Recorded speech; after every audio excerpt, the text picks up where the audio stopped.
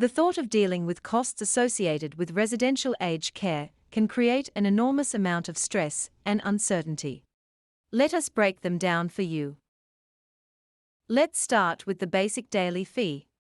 This is set at 85% of the single-aged pension and is payable to everyone entering residential aged care regardless of assets and income. This charge can be adjusted twice a year on the 20th of March or the 20th of September. This fee covers the basics of life in residential aged care. This includes cleaning, food, general upkeep, and some well-being programs. The next cost is around accommodation. This cost is determined by the level of accessible means of the incoming resident. Each resident is broken into one of three categories. These are often referred to as high, moderate, and low. A high means resident is deemed to be able to pay their full accommodation costs.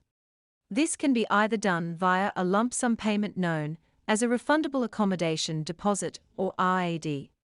Alternatively, the incoming resident may choose to pay an equivalent to rent payment known as a daily accommodation payment or DAP. The DAP is set using the advertised room cost and the government set maximum permissible interest rate. This rate is set upon entry and remains for the length of stay for the resident.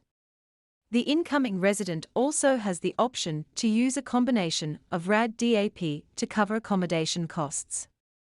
Any lump sum payment is fully refundable, has advantages when assets and income is taken into account and government guaranteed. Moderate means assessed residents are required to contribute towards accommodation costs. As with high means residents, there is a lump sum option or refundable accommodation contribution, or sometimes called a RAC. The lump sum required is set against a formula that is best worked out once a letter has been received by Services Australia, which will indicate the costs. An aged care accredited financial advisor is also recommended at this stage to be engaged, as they will provide you with information pertaining to your circumstances and possibly save you thousands.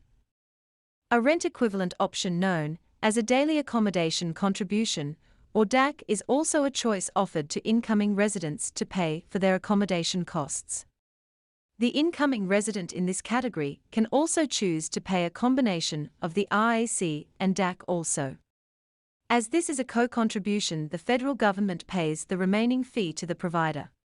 This is done in the form of a daily fee. All accommodation rates in this classification is set by the Pricing Commission and applicable to all providers of residential aged care. The third level of assessed residents for the purposes of costs is low means or fully supported. A resident in this category is deemed to require full accommodation support and as such is not required to pay anything. The federal government pays the provider directly in the form of an accommodation supplement. The next section of costs is to do with contributions to care. This contribution is tied to the means level of the incoming resident and is referred to as the means-tested care fee. At the point of admission, it is sometimes not known what the level of means a resident is, and a default amount may be used by the provider until the true number is confirmed by Services Australia.